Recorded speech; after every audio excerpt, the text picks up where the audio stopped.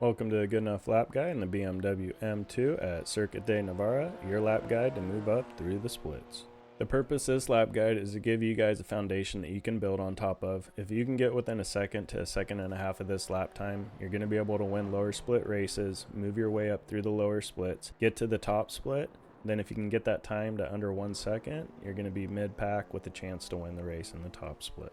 First, I'll talk about the track characteristics of Navarra. I like to split this track in half. I think the first half is very technical. It's the harder part of the track. And then once you get through turn 8, everything else is pretty straightforward and it's like you're almost driving a different track. While the first part of the track really does present the actual character of the track, I would say this is a modern track because it has more of that modern feel. It really doesn't feel like you're driving on a country road or an old Grand Prix track. So it just has that more modern, clinical racetrack feel.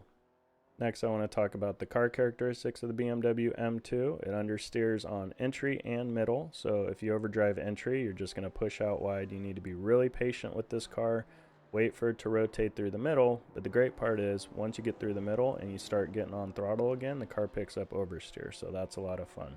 The weather for this lap was 82 degrees Fahrenheit or 27.7 degrees Celsius. The track temp was 108 degrees Fahrenheit or 42.2 degrees Celsius. And the lap time was a 151.175. Alright, let's get into the lap. Turn 1's pretty straightforward, but as we're heading out of the corner, we're going to have our braking point for turn 2.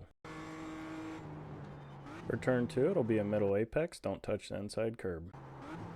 For turn 3, you'll let the car float out to the curb, and when you do, that's going to be your turn-in point for turn 3. You can also see the skid marks on the track. You can use those as a reference for your turn-in point.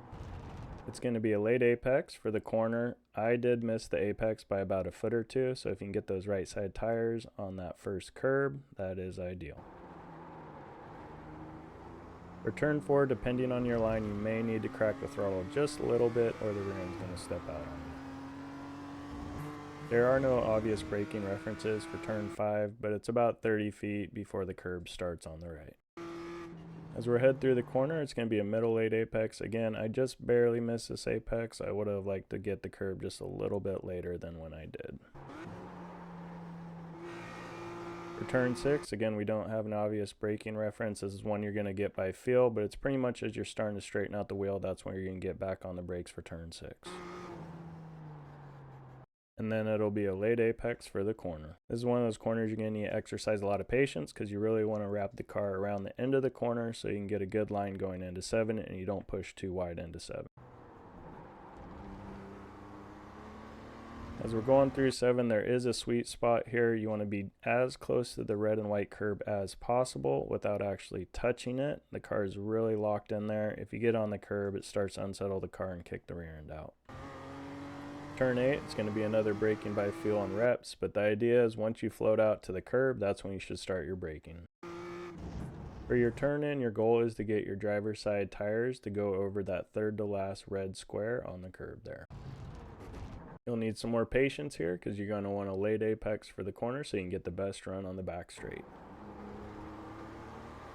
So this is the point in the track where I kind of break it up into 2 different tracks in my head. We just got through all the technical stuff and now everything in front of us is going to be pretty straightforward. For turn 9, your braking zone will be just before the curb starts on the left.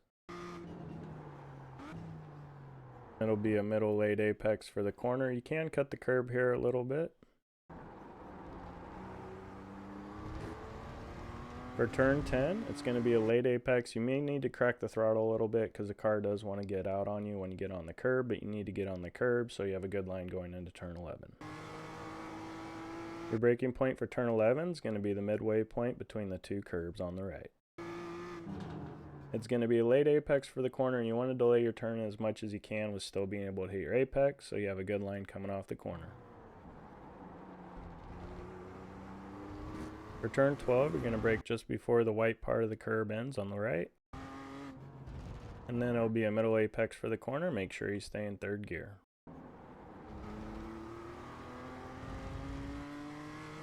Your braking point for turn 13 will be just as the curb starts on the left. It's going to be a late apex for the corner and stay in 3rd gear.